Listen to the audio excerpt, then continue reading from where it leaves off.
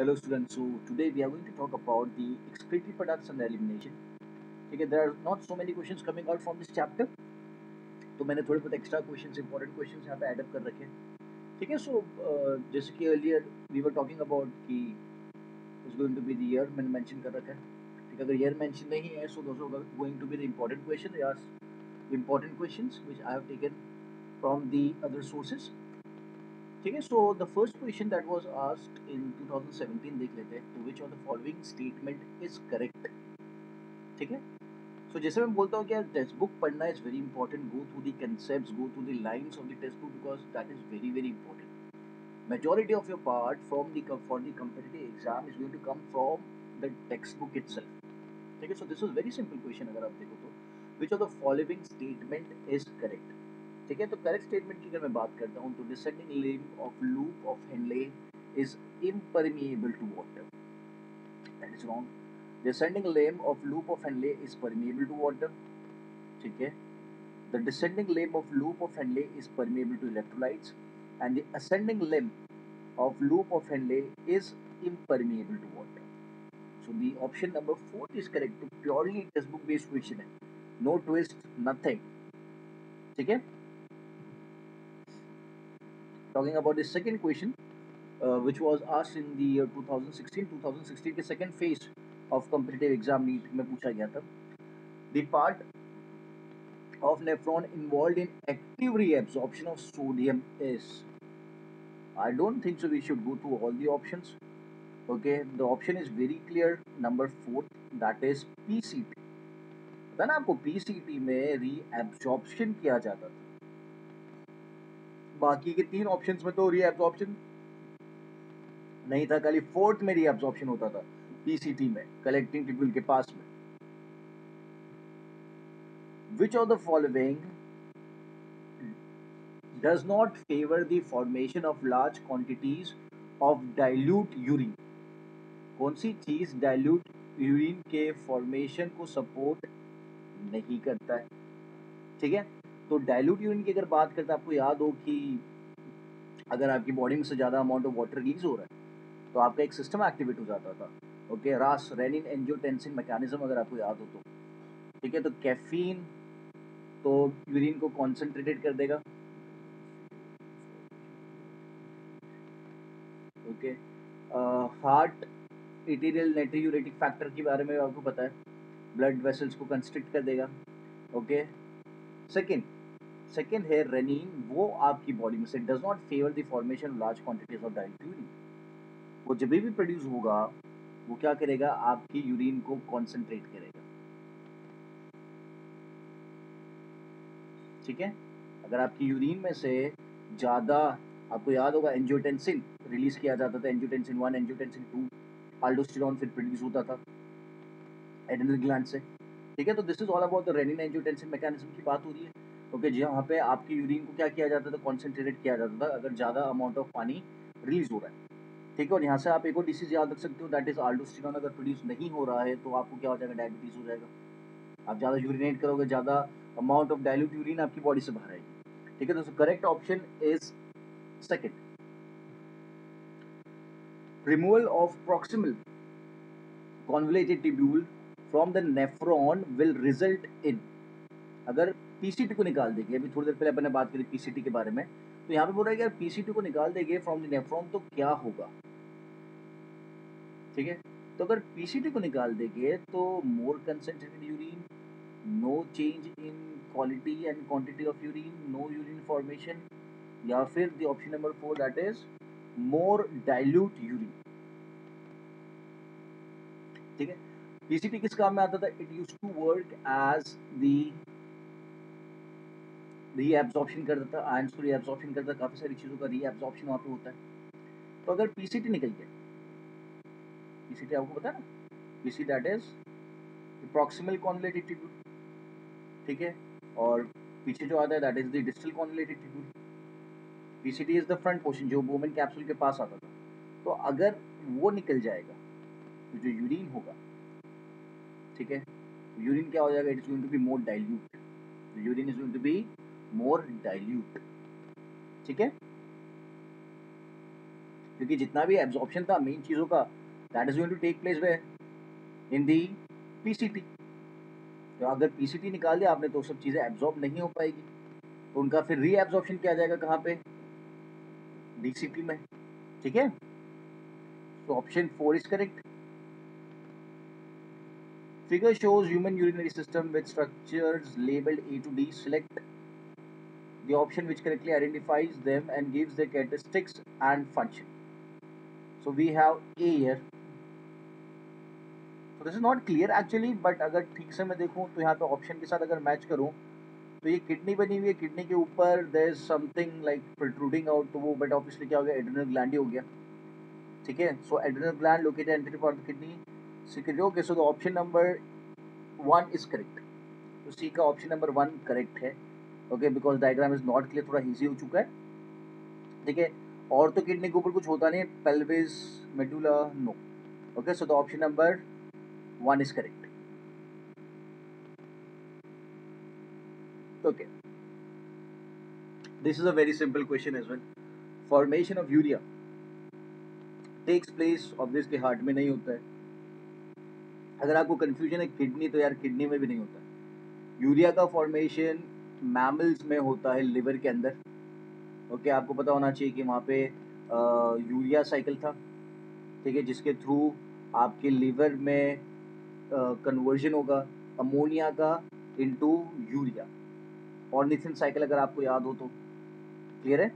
सो liver में बनता है। ये सेम टाइप का क्वेश्चन अपने प्रीवियस लेक्चर में डिस्कस किया था, जहाँ पे ये पूछा गया था कि यूरिया का प्रोपोर्शन कौन से वेसल्स में ज़्यादा होता है, हेपेटिक वेसल्स, जो गए वाले लेक्चर में अपन डिस्कस किया था। ठीक है, तो यहाँ पे सब फॉर्मेशन ऑफ यूरिया कहाँ होगा, तो लिवर में होने वाला है। तो option number C is correct, 1C। In mammals, ammonia produced by metabolism is converted into urea in. Okay, ठीक है, तो ये भी the option number B is correct because B is liver. In mammals, okay, we have the same question. Okay, excretory structures in rotifers are. Rotifers आपको पता होगा, animals. Okay, so इनका जो excretory structure है वो कौन सा है, तो ये काफ़ी important question आपको याद रखना पड़ेगा। ओके, तो उनका जो एक्सक्रीटरी ऑर्गन है that is option number C, that is flame cells. That is flame sales.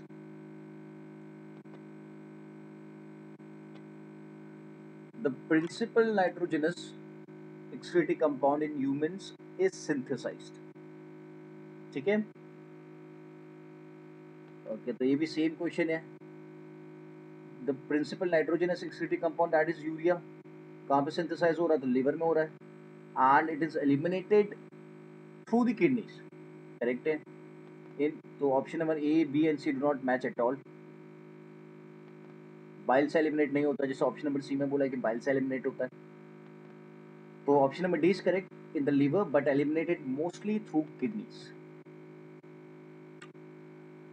The ornithine cycles occurs in, अभी जो मैंने बात करी यार, कन्वर्जन होता था लिवर में अमोनिया का यूरिया में, तो लिवर के सेल्स को क्या कहा जाता है, तो लिवर के सेल्स को हैप्टिक सेल्स या फिर हेपेटोसाइट्स कहा जाता है। तो the option number A is correct. Which of the following are not ureotelic. Ureotelic आपको पता होना चाहिए कौन है ureotelic. Are the ones who release urea. तो आप रिलीज करते हैं, ह्यूमंस रिलीज करते हैं, तो यस मैमल्स करते हैं। टेरेस्ट्रियल एम्फीबियंस भी रिलीज करते हैं, but aquatic insects and birds release नहीं करते। Aquatic insects and birds release नहीं करते, तो यहाँ पे थोड़ा एरर है।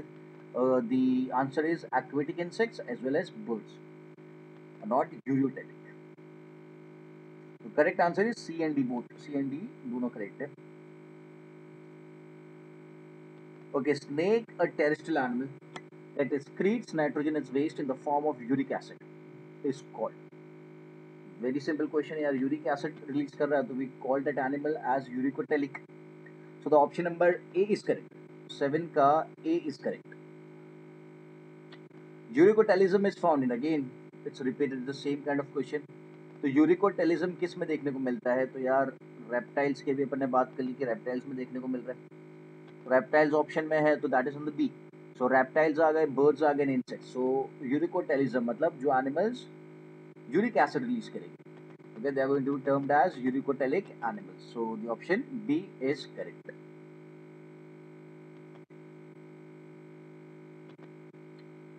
Select the option which shows correct matching of animals with its excretory organ and excretory product. ठीक है, तो मैच होना चाहिए. तो हाउस फ्लाई रिनल टिब्यूल्स तो वही गलत हो गया. रिनल टिब्यूल्स थोड़ी हाउस फ्लाई के पास होते हैं.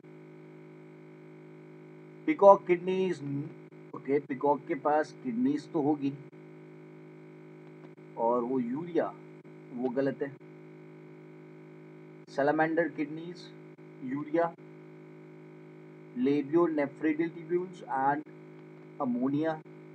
ठीक है, so the option number salamander की बात करते हैं तो सैलामेंडर इज एन एम्फीबियन. ठीक है, तो उसमें किडनीज होती है and it produces urea. That is correct. ठीक है, पिकॉक के पास किडनीज नहीं होती बर्ड्स के पास, so that this is going to make them lighter so that they can fly.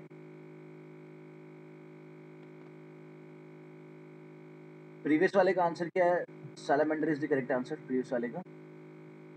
Then which of the following is excreted in human urine? Okay, so this is also very very simple question. अभी वही बात करते, क्या release होता है human urine के अंदर? Urea होता है.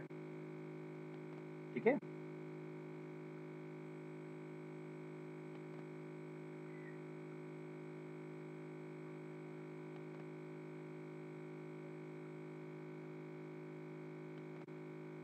ठीक है. So will move ahead.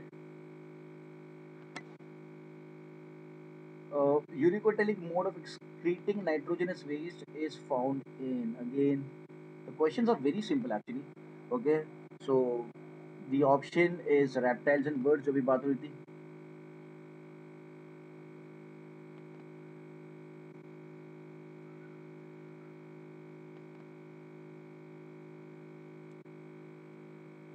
ठीक है,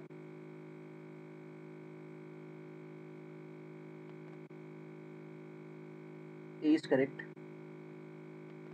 16 की बात करते हैं. In which one of the following organism is excretory organs are correlated? ठीक है, सो कोरिलेटेड किस में है? सो 16 ह्यूमंस में किडनी है, सेबेशियस ग्लैंड है, एंड ग्लैंड्स है. earthworm, pharyngeal, integumentary and septal nephridia. Okay, ये तीनों नेफ्रिडियास आपने पढ़ रखे जो एक्सक्रीट करने के काम में आता था. कॉकरोच, माल्फिगन ट्यूब्यूल्स एंड एंट्रिक्सिके, frog kidney skin and buccal epithelium.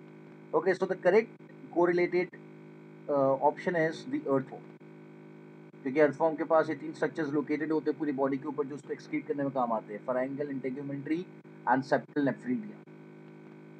ठीक है.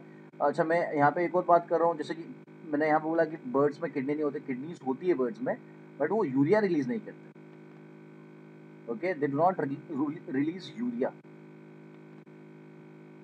ठीक है,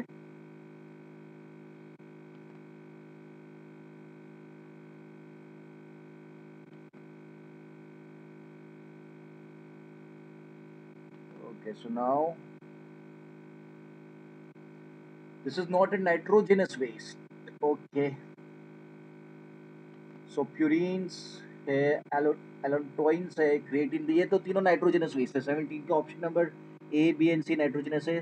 सिट्रुलिन नहीं है, because citrulline is an amino acid जो ऑर्निथिन साइकिल में एक इंटरमीडिएट है.